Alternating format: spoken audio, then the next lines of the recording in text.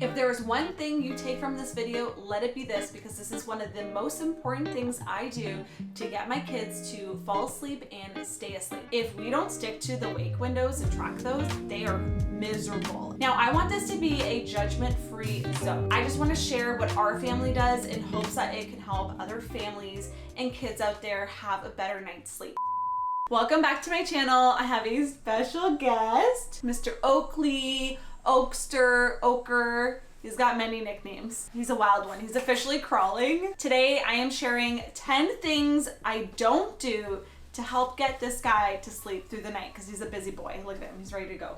Also, I did not mean to be a beige mom right now. This just happened accidentally. Okay, we'll see how long he'll last in this video. When it comes to naps, I don't go with the flow. And by that, I mean, we stick to our scheduled nap time and bedtime. Because of this, I feel like we just have a happier baby. We know what to expect in our day. Like, we both are working parents, so it's easier for us to plan our day and what our schedule is gonna look like. I know some people are just like, you know, baby naps and baby naps. Every child is different, but with both my kids, if we don't stick to the wake windows and track those, they are miserable. And then like everybody's miserable, because who wants a screaming, overtired kid to deal with? Nobody. That being said, I live by the 80-20 rule. 80% of the time, I am very strict with his nap time and bedtime schedule, and then we leave 20% for fun. If we're going to a friend's house, we got a late party or dinner to go to, and we want to bring the kids, and they're gonna have a late night, like, that's fine. I'm not gonna say no to experiences for myself and Matt. Like, we still wanna live our lives. Even for kids, it's fun sometimes to stay up past their bedtime and have like a movie night with their cousins or friends. If you're going out to a friend's house and they got kids, you wanna enjoy yourself too. Like, if I didn't have that 20% for like fun and life, that means like every day I would be in the house at 6:30, no exceptions. He's getting a little wild, so we're gonna pass him off to Daddy. I think he wants to crawl around. You wanna say bye? Bye. Bye. BRB. Speaking of being flexible, I don't always do nap times at home. I like to be flexible, and I also like my kids to be adaptable and be able to sleep on the go, at someone else's house, and just in a different location and environment. With our first, we did a lot of traveling, and it was really awesome that she was able to really sleep anywhere, like Airbnbs, hotels. She wasn't the best car seat and stroller napper, but she could sleep at someone else's house and be totally okay, because we did a lot of traveling during that time, and she would always just sleep really good wherever she was. I know as a parent, especially with your first, it's so easy just to think like, my kid can only sleep in this situation, but then you're really limiting yourself to, you know, going to a friend's house and staying later and not having to leave because you're like, oh, my kid has to be down for a nap at 1, so I gotta like schedule my time and day around that. It is so great just to be able to be like, I'm gonna pack the pack and play, a sound machine, a blackout curtain, and my kid can sleep anywhere and everywhere. As long as we recreate that environment, they can sleep. Now, I want this to be a judgment-free zone. I get so many questions on how I get my kids to sleep throughout the night. I just want to share what our family does in hopes that it can help other families and kids out there have a better night's sleep. I am not an expert. I'm just a mom of 2, and this is what I've done with our kids that has really, really helped, and I just want to share, and hopefully it can help you. Because I know when it comes to sleep, there is so much controversy on the right or wrong way. Newsflash, there is no right or wrong way. The right way is the way that your family gets sleep. I don't have my baby sleep in our room anymore. At around the 6-month mark is when I've had both my kids sleep in their own room, and it's not based on a selfish reason that I just want my own room and space and get my own sleep. My kids sleep better in their own room. I found this out with Sage when she was at that 6-month mark, and once we transferred her to her room, the difference it made in her sleep was insane. I immediately noticed a difference in her sleeping longer stretches at night. I don't know if it's because she wasn't disturbed by us coming into the room at night, or it was just like a darker, like the sound machine was louder. I don't know, it was like a cocoon. I don't know, but they just sleep better in their own rooms. I will be the first to say that just because your kids are sleeping in their own rooms doesn't mean you're gonna feel more distance or not have like morning cuddles in bed. I have both kids in bed all the time before nap or in the mornings, and we get that like cuddly family time together. Maybe we're having story time or just having a chill Sunday morning, and I love that. But by having my kids sleep in their own rooms, not only does that mean that I can be present for each bedtime and I'm not limited to like Oakley sleeping in our bed and then like I can't be with Sage after he's down. It's just been better for my mental health, my relationship, and me as a mother of two. Like our kids are right next door. Like we don't live in a house where the kids are in like a separate wing of the house or something. Like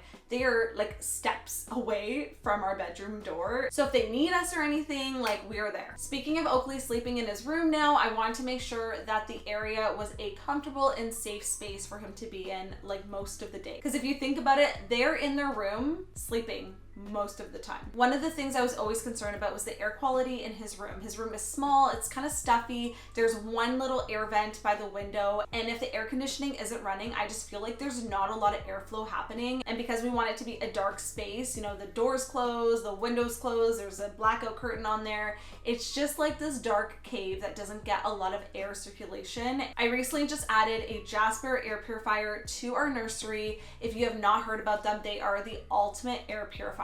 I organically came across them on a podcast and I immediately fell in love with the brand. I wanted one for our home.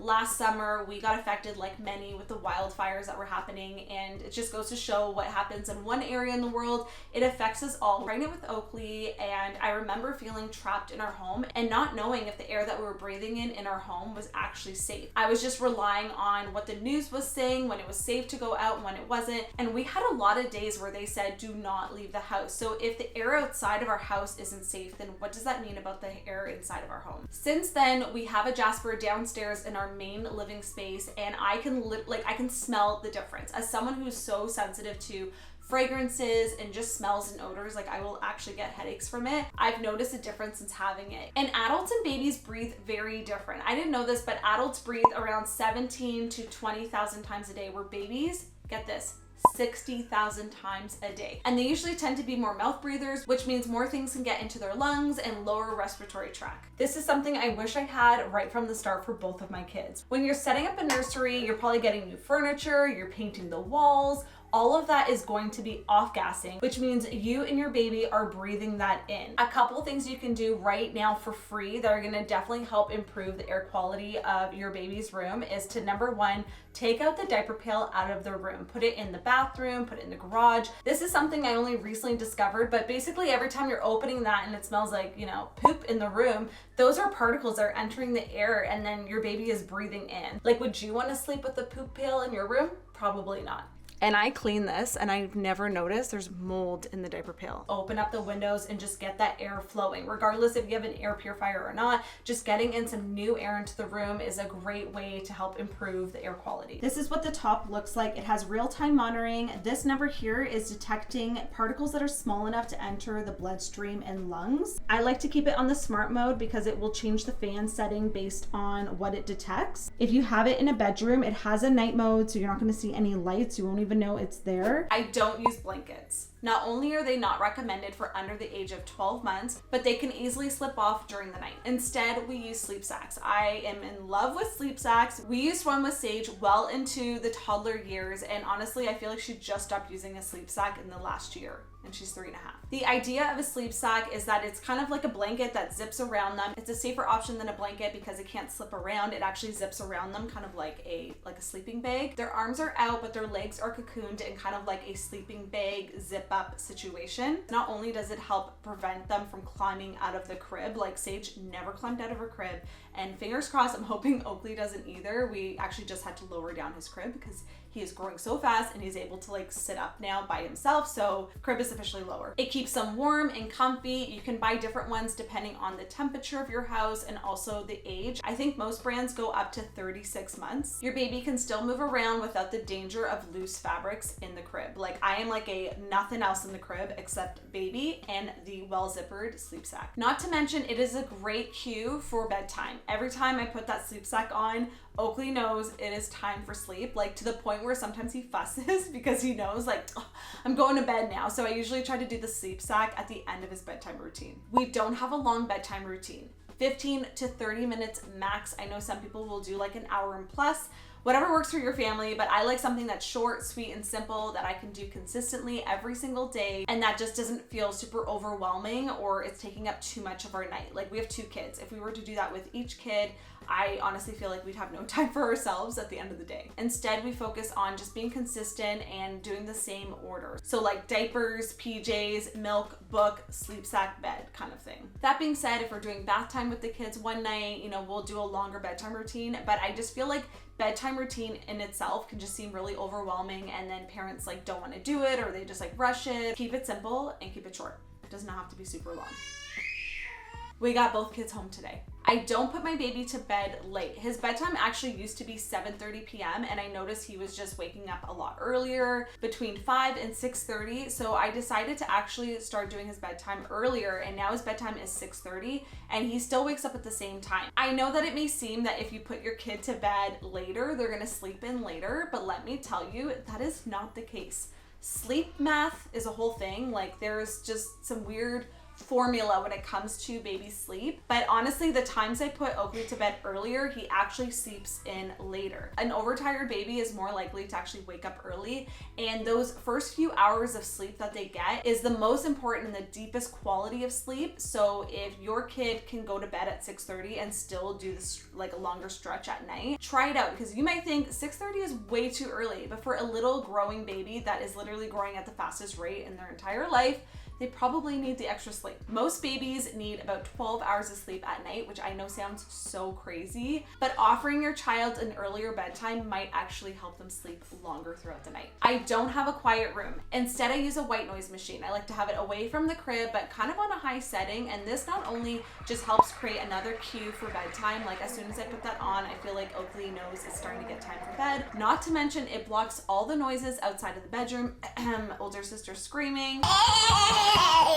And also, this is just another great bedtime cue. So if we are on the go, someone else's house, I put that sound machine on, and I feel like it just puts Oakley into a state of sleep. Not to mention, it's travel friendly. So if you're going to a friend's house or you're in a hotel, Airbnb, you can take this on the go with you and create that same atmosphere. Anything I do for my kids' bedtime, I need to be able to replicate it no matter where we're at. Both kids have a larger sound machine in their room, but we also have a portable one that works great even for like a stroller walk. It really helps, once again, bring that cue on that it's time for a nap or bedtime. Cannot recommend it enough for traveling, like plane, car rides, anything. Like portable sound machine, A+.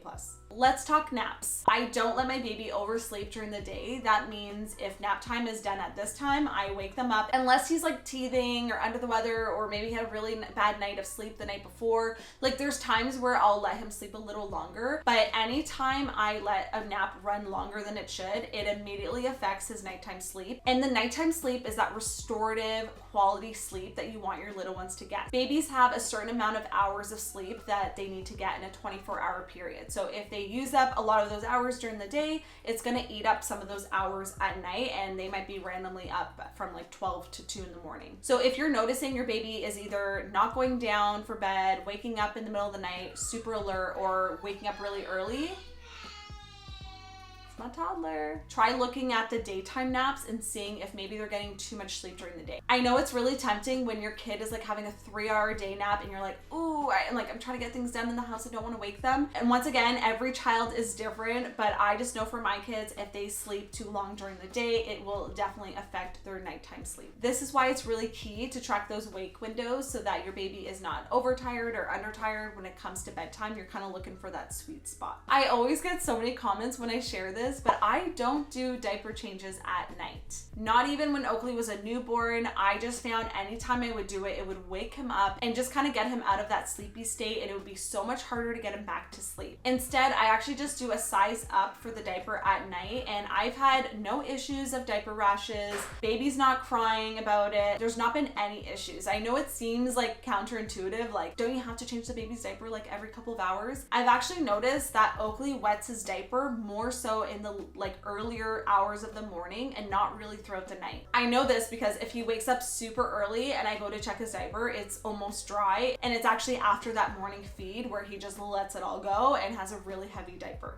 That being said, obviously if there's a poopy diaper, I clean it, but usually at night I find it's just pee. The only time I do a diaper change is if baby's very fussy and I'm doing all the checks, like, okay, I gave him milk, I did this, I did that, okay, let's check the diaper, maybe it's full, and that's really the only time I will change it. But if baby is sleeping peacefully, like, don't wake them up for a diaper change. If there's one thing you take from this video, let it be this, because this is one of the most important things I do to get my kids to fall asleep and stay asleep. Also a controversy thing, I put my baby down awake to sleep. That's also why I separate breastfeeding from going to bed, and I'll do the breastfeeding earlier in my routine. So even if you do bottle feeding, do it earlier in your routine, and then when they go down to bed, you want them to be awake but drowsy. There's like that sweet spot. There's always the sweet spot. You kind of have to, it's like trial and error and figure it out, and then eventually you'll just know like what that looks like for your baby. Basically the idea is you want them to be awake in the spot that they're actually going to sleep for the night. So if that's the crib, then you want them to be awake before they actually fall asleep. So that way when they wake up throughout the night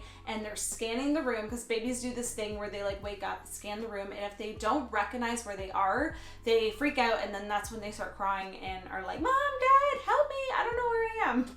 I don't know if that's actually what they do, but that's what I've been told. Essentially how it's been described to me is that if you were to fall asleep in your bed all cozy, and then you woke up in the middle of the night and you found yourself on the kitchen floor, you'd be startled. You'd be like, I don't know where I am, and then you'd like wake up.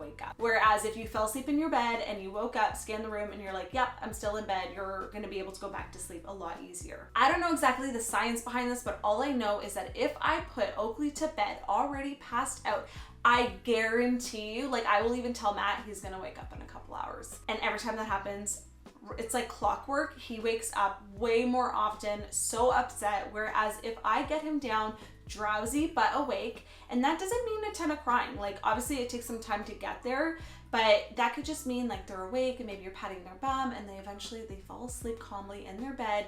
You sneak out. On the nights I do that, he sleeps like solid, or he wakes up like maybe 4 o'clock in the morning. He doesn't wake up like a couple hours later. He'll do a longer stretch of sleep. And like I said, I don't know exactly why it works, except for the reason I explained to you, but both my kids, that tip alone is what got us to sleeping longer stretches at night. And if your baby falls asleep on the breast or with a bottle and you put them down and they sleep throughout the night, then like that's great. Like there's nothing wrong with that. This is just, you know, if you find your baby's waking up an hour later and really upset and hard to get back to sleep, you might want to try this and see if it works for you. This is just what we're doing.